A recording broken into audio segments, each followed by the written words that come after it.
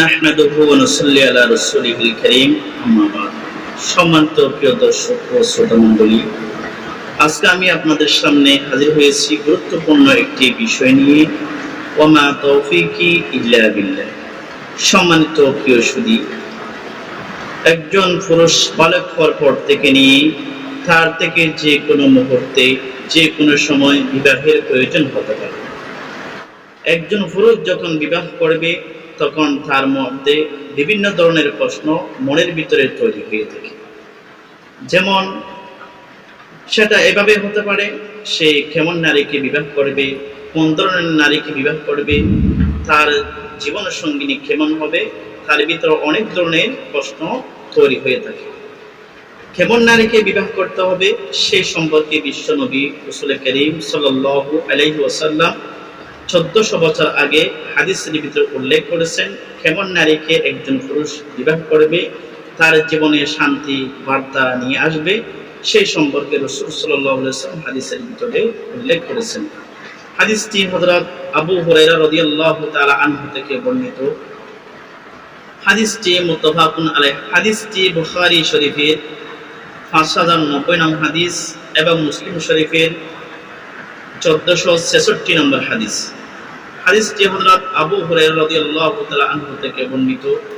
নবীজি সাল্লাল্লাহু আলাইহি ওয়াসাল্লাম ইরশাদ করেছেন, একজন নারীকে একজন মেয়েকে বিবাহ করা হয় চারটি গুণ দেখে। নবীজি সাল্লাল্লাহু আলাইহি ওয়াসাল্লাম ইরশাদ করেছেন, খালাতুন কাফাল মারআতু লিআরবাইন লিমালিহা ওয়া লিহাসাবিহা লিমালিহা ওয়া লিহাসাবিহা ওয়া লিজামালিহা ওয়া লিদীনিহা ফাজফার বিযাতিদ দ্বীন তারিবাত ইয়াদাকা।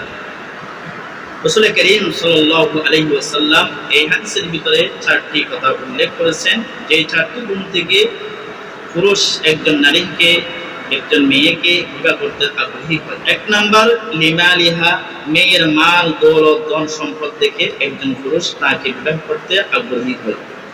নাম্বার 2 ওয়ালি হাসাবিহা, তার বংশ মর্যাদা দেখে একজন পুরুষ মেয়েকে বিবাহ করতে আগ্রহী হয়। ওয়ালি জামালিহা, একজন পুরুষ মেয়ের সৌন্দর্য রূপ গুণ দেখে তাকে বিবাহ করতে আগ্রহী হয়। নাম্বার 4 ওয়ালি দীনিহা, নাম্বার 4 হচ্ছে একজন পুরুষ নারীকে বিবাহ করে তার দিনদারি দেখে, তার গুণ, তার দিনদারিত্ব, তার চলাচরিত্র, তার আচার ব্যবহার কেমন। তো এই চারটি গুণের মধ্যে যদি 3টি গুণ নাও পাও, রাসূল বলতেছেন ফাজফার বিযাতিদ দ্বীন, তোমরা দ্বীনকে প্রাধান্য দাও, তাহলে তোমার জীবন সঙ্গিনী তোমার জন্য কল্যাণ হবে। অন্যথায় রাসূল বলতেছেন তারিবাত ইয়াদাকা, যে 4টি গুণের মধ্যে বাকি 3টা গুণ আছে কিন্তু দিনদারিত্ব গুণ তার ভিতরে নেই, রাসূল বলতেছেন তোমার মধ্যে এটা ক্ষতিকর হবে, তোমার জন্য কল্যাণময় হবে না, তুমি ক্ষতিগ্রস্ত হবে। সুতরাং আমরা এই হাদিস থেকে বুঝতে পারলাম, একজন পুরুষ একজন নারীকে বিবাহ করার সময় যে 4টি গুণের কথা উল্লেখ করা হয়েছে তার মধ্যে রাসূল বলতেছেন ফাজফার বিযাতিদ দ্বীন তারিবাত ইয়াদাকা, তোমরা দ্বীনকে প্রাধান্য দাও। যদি তোমরা দ্বীনকে প্রাধান্য দাও তাহলে তোমার জীবন সঙ্গিনী তোমার জন্য কল্যাণময় হবে। তাহলে আমরা এতটুকু বুঝতে পারলাম, একজন পুরুষ বালেগ হওয়ার পর থেকে নিয়ে তার মধ্যে যে টেনশনগুলো থাকে, তার মধ্যে যে চিন্তা ভাবনাগুলো থাকে, আমরা বাদ দিয়ে রাসূল যেভাবে বলেছেন একজন দিনদারি নারী এবং সঙ্গিনী হিসাবে আমরা বিবাহ করব।